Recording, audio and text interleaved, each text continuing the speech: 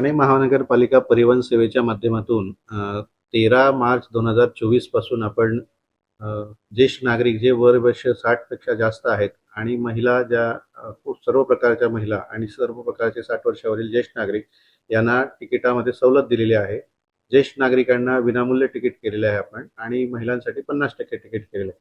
परंतु या अर्थसंकल्पाच्या मांडणीच्या वेळेला ते माझं वैयक्तिक मत म्हणून मी बोललेलो असेल की याच्यामध्ये जे एस-टी महामंडळामध्ये तरतुदी आहेत त्याप्रमाणे आपण कराव्यात.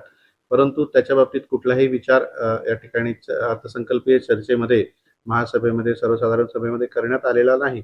यामुळे याच्यावरचं जे काही भाष्य आहे ही सद्यस्थितीत जी योजना लागू आहे की सर्व 60 वर्षावरील नागरिकांसाठी आपण प्रवासामध्ये मोफत तिकिटाची सुविधा जी आहे ती यापुढे देखील कंटिन्यू आणि कायम राहणार आहे.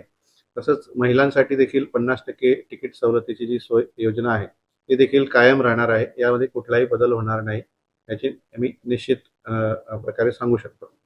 पण टीएमटीला खर्च निघावा होतो काहीतरी हे यासाठी जे नियोजन करण्यात आलेलं होतं ते एकंदरीत कशा स्वरूपाचं होतं? नाही, टीएमटी किंवा कुठलीही परिवहन सेवा जी आहे महानगरपालिकांची ही संपूर्ण देशभरामध्ये सुद्धा कुठेही नफ्यामध्ये नसतात आणि ही एक सेवा आहे. आपण परिवहन सेवा ही शहरातल्या जे काही नागरिक आहेत तळागाळातले आणि सर्वसामान्य प्रवासी असतात त्यामुळे प्रत्येकासाठी ही सुविधा देणं आपल्याला बंधनकारक आहे आणि ही सेवा आपण गेले 36 वर्ष देत आहोत.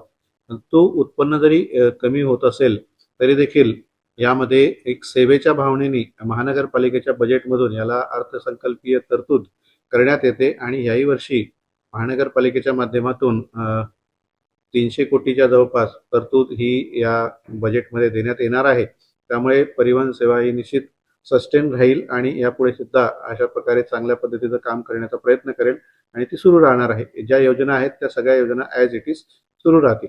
सर, ज्या तिकिटे होत्या त्या जाळण्याचा एक हे नियोजन मांडण्यात आलेलं होतं.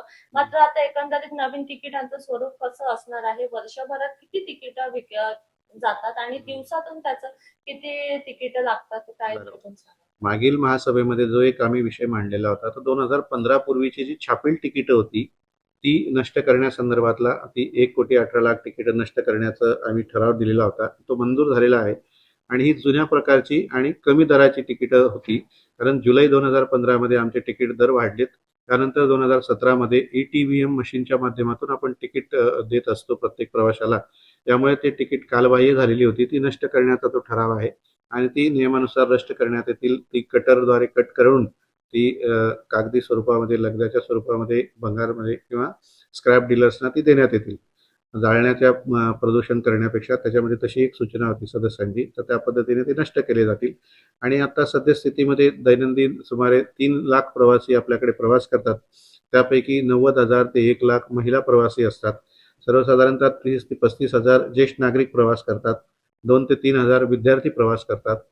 जवळजवळ 150 ते 200 पत्रकार प्रवास करतात. या सगळ्यांना सोयी सुविधा आपल्या तिकीट दरामध्ये देण्यात आलेल्या आहेत आणि भविष्य काळामध्ये माझी TMT ॲप जे आहे त्याच्या माध्यमातूनही आताही 10 ते 12,000 प्रवासी त्याच्यामध्ये दररोज तिकीट काढत असतात ऑनलाईन.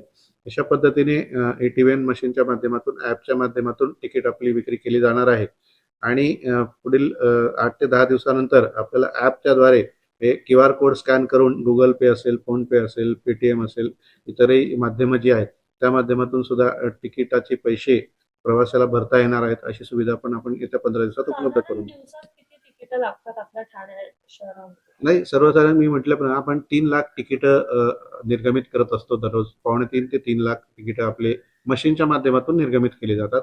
छापील तिकीटं सुद्धा आपली काही प्रमाणात आपण प्रत्येक वाहकाकडे देत असतो. कारण इन केस मशीन जर बंद पडलं तरच भौतिक तिकीटं जी आहेत ती दिली जातात.